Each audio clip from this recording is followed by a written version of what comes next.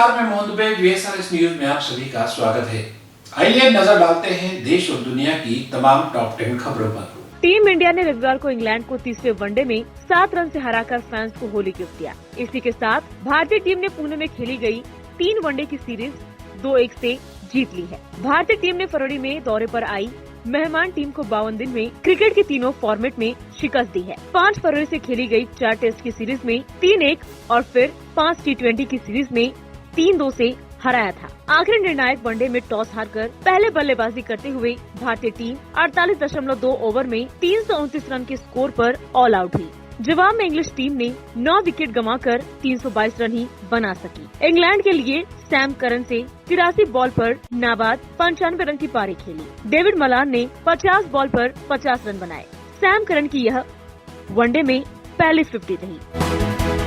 कृषि कानूनों के खिलाफ दिल्ली बॉर्डर पर प्रदर्शन कर रहे किसानों ने भी होली मनाई। गाजीपुर में दिल्ली उत्तर प्रदेश बॉर्डर पर पिछले 123 दिनों से प्रदर्शन कर रहे किसानों ने लोक नृत्य और गाना बजाना कर त्योहार का लुत्फ उठाया। इस दौरान कुछ किसान गाना गाते नजर आए तो कुछ ने डांस कर त्योहार को मनाया। किसान नए कृषि कानूनों के खिलाफ 26 नवंबर से दिल्ली बॉर्डर पर जमे हुए हैं। 26 जनवरी को लाल किले की हिंसा के बाद कमजोर पड़े आंदोलन को किसान संगठन फिर से तेज करने की कोशिशों में लगे हुए हैं। उनकी मांग है कि तीनों कानूनों को वापस लिया जाए।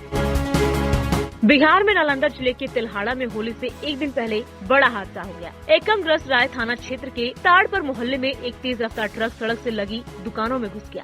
दुकानों में घुसने से पहले उसने सड़क किनारे फल सब्जी की दुकानें लगाने वालों को कुचला और अंत में दीवार से टकराकर रुकने के पहले मिठाई दुकान में खड़े बैठे लोगों को कुचल दिया। अब तक 6 शवों को निकाला जा चुका है, जबकि प्रत्यक्षदर्शियों के अनुसार 8 लोग अब तक इस घटना में टूट कुचल कर बिखरे पड़े हैं। घटना के बाद गुस्साए लोगों ने ट्रक को तो फूका ही, पुलिस के पहुंचने पर पुलिस कर्मियों पर भी पथराव कर दिया। गुस्साई भीड़ ने 50 मीटर दूर तिलहाड़ा थाने में घुसकर पुलिस की 8 गाड़ियों को फूंक दिया। हादसे के बाद ट्रक का ड्राइवर मौके से फरार हो गया।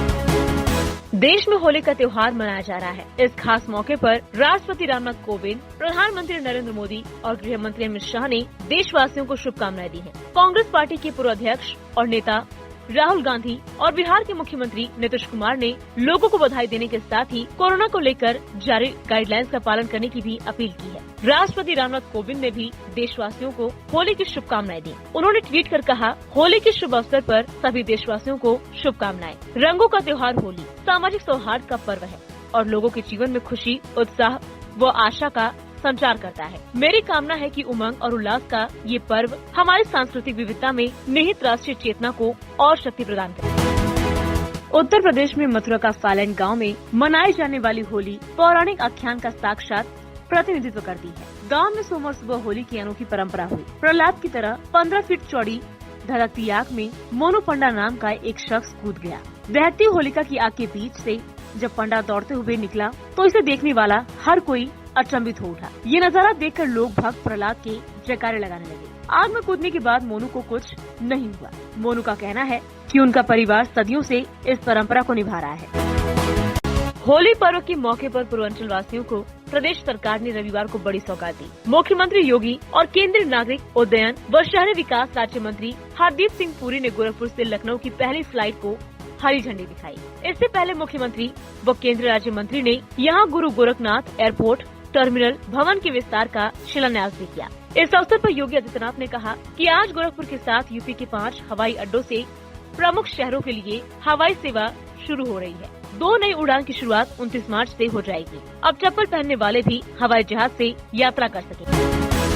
राष्ट्रवादी कांग्रेस पार्टी के अध्यक्ष शरद पवार पेट में दर्द की शिकायत के बाद मुंबई के ब्रीच कैंडी हॉस्पिटल में एडमिट हुए हैं। 80 साल के पवार के हॉस्पिटल में एडमिट करवाने की पुष्टि महाराष्ट्र सरकार में मंत्री और एनसीपी प्रवक्ता नवाब मलिक ने की है। मलिक ने कहा, अस्पताल में जांच के दौरान उनके पित्ताशय में कुछ दिक्कत का पता चला है। डॉक्टर्स की टीम लगातार उनकी जाँच कर रही है। हमें उम्मीद है कि पवार साहब जल्द ही स्वस्थ होकर घर लौटेंगे।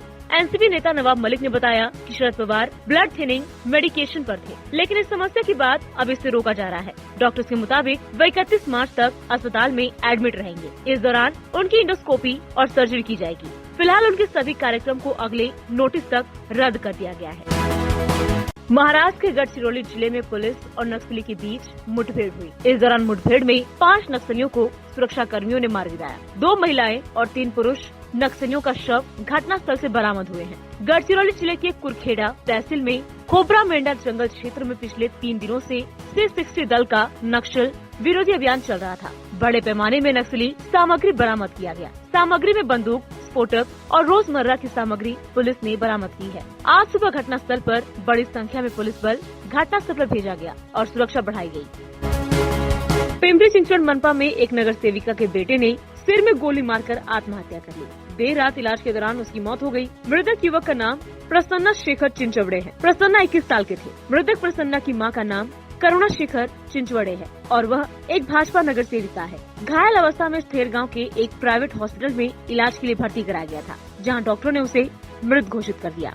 आज सुबह कालेवाड़ी के शमशान घाट में अंतिम संस्कार किया गया। घटना रविवार रात 9:15 बजे के आसपास की है। चिंचवड़ में अपने निवास पर प्रसन्ना ने अपने पिता की लाइसेंसी पिस्तौल से खुद को सिर में गोली मार ली।